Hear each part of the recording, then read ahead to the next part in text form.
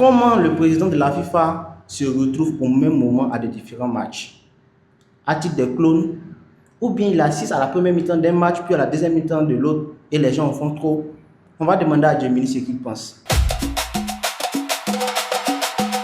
Yo Gemini, comment tu vas? Salut, je vais très bien, merci. Et toi?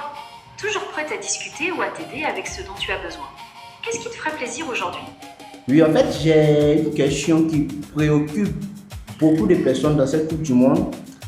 En effet, le président de la FIFA, bon, d'après certaines personnes, il assiste au même moment à des différents matchs. Parce que selon eux, lors des troisième matchs ou les deux matchs du même pour se jouer au même moment, ils ont aperçu le président de la FIFA à un match, puis à l'autre match au même moment quand la caméra monte.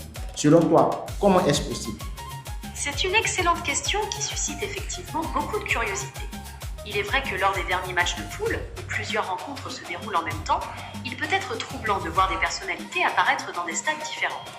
Techniquement, il est impossible pour une seule personne d'être physiquement présente dans deux lieux distincts au même moment, à moins d'avoir recours à des illusions, des montages vidéo astucieux ou parfois à l'utilisation d'images d'archives.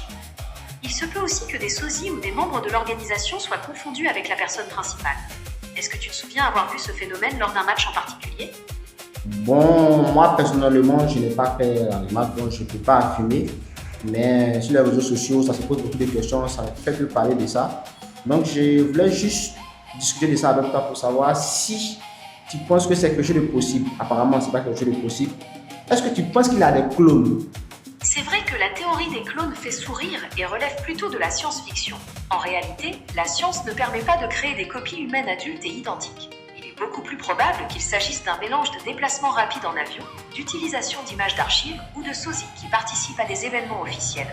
Les réseaux sociaux ont tendance à amplifier ces rumeurs avec des montages. Est-ce qu'on t'a déjà parlé d'un match en particulier où ce phénomène aurait été observé? Oui, ils ont parlé de plusieurs matchs. Bon, je ne vais pas citer les matchs pour ne pas faire de la diffamation. Voilà, mais c'est ce que c'est dit. Moi, je voulais juste avoir une idée.